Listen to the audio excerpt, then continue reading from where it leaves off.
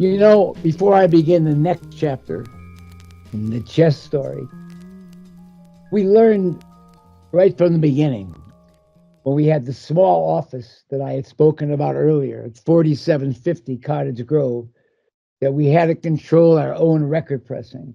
Because when we had a record and needed product to sell, sometimes we couldn't get pressing because only the big manufacturers own plants. So my father invested and started a small pressing plant. And that was the plant that I worked the press on, went 6 in the morning in the summer to supervise till the foreman came. In 1957, we built a new building, the famous Chicago historical landmark, 2120 South Michigan. We kept the pressing plant at 47th and Cottage going, but in the new building, we built new studios. We built a small Studio B and a large Studio A that became famous for all the Chuck Berry, Bo Diddley, so many hits with jazz, soul, gospel. As time went on,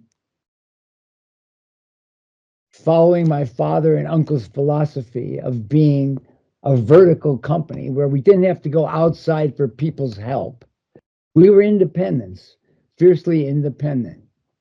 We looked for a new location.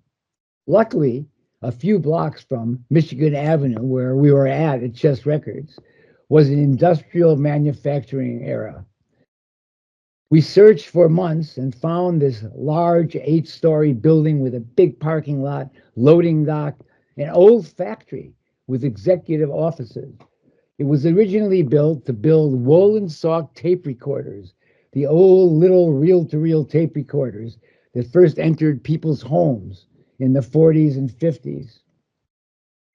It was a wonderful building with a big loading dock, high power for manufacturing, 2 elevators, and on the top floor, the two brothers who owned the company had a barber shop, a sauna, and a whole apartment. I got the feeling they had girlfriends that they took up there, but I never could find out if that was true. We took almost 2 years to remodel that building. There had never been anything like it in the music industry and never has been since. Let me describe it to you. 8 stories, first floor, big loading dock, big shipping and packing area, then the executive offices, long hallways with about 12 offices, accounting, sales. Amazing. We were used to a small little cramped space. Now we're in this major big space. As you went up the elevator, you got to the second, third, fourth, fifth, sixth floors. It was wild. We had on floor 2 printing and plating. Now, when you make a record, you add something called a stamper, which is a metal disc that looks like an LP record or a single that goes in the machine. It's like a mold for making the record. We wanted to make our own plating, so we had a plating area. We had a printing area. If you moved up to the next floor, we had a whole floor of the latest, most modern injection record presses. This was a big step forward because the presses at 4750 were old style, hydraulic, fine built presses that were designed in 1930 that you had to work manually. These were completely automatic. And above that was a special section called, where we called boomers. The material was gravity fed into these machines, and out popped the record. You went up another floor, we had the creative floor. That ended up being my floor that I ran. It was an amazing floor. 3 recording studios, the large Studio A, where a symphony orchestra could go in. Studio B, where Malcolm Chisholm, the famous blues and R&B engineer, worked out of. Studio C, which was a small rehearsal studio that had its own equipment that musicians could work themselves when they were working on material.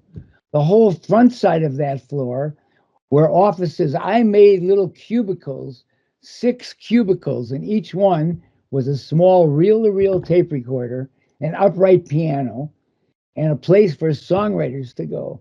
And I would put on a blackboard, Etta James coming in 2 weeks, write. And, guys would write songs. Every day we had a rhythm section. Another way to make this creative songwriting floor really workable was that we had musicians. We had a house band coming in every day at 1 in the afternoon to 5 or 6 at night. They would rehearse and work on tracks that were written by the songwriters and tracks that were going to be recorded in the near future. They could work their own equipment. Some of the people that played in that group of guys that came every night were world famous.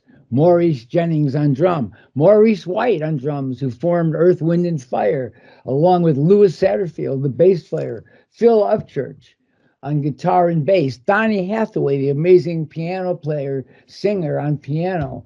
These are guys who wanted to earn $150, $200 a week, who came in every day and worked on some of these great chess tracks. And they would grind out stuff, play it for the producers, and that was how we developed material and songs. Also on that floor was a commissary. We got the first equipment where you could get coffee, soda, sandwiches by putting coins in, and all the musicians could hang out and eat there. It was truly a vertical operation, like nothing else ever, and nothing else it's ever been. Listen, you could come in there, see my father, uncle, or me, and decide to make a record. Come in on a Friday morning and record. By Monday morning, that record could be in the streets. We could record it, mix it, master it. Along with these great studios, we built a whole new mastering room with the latest Neumann German equipment. We really modernized Chess Records.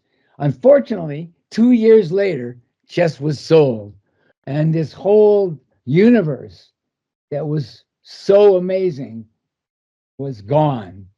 The people who bought Chess moved it to New York, closed the building, and believe it or not, it's now called Chess Lofts, apartments for people to live in. They have no idea the vibes that are in that building. They're lucky people. I would like to have an apartment in that building. So much great music was made at 320 East 21st, the 8-story Chess Records masterpiece designed by my father and uncle with a little bit of help from me. Another amazing chapter for my father. The next chapter, probably the most important one of all in his life, was radio.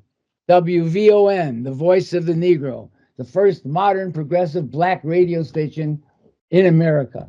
I'm going to tell you that in the next podcast.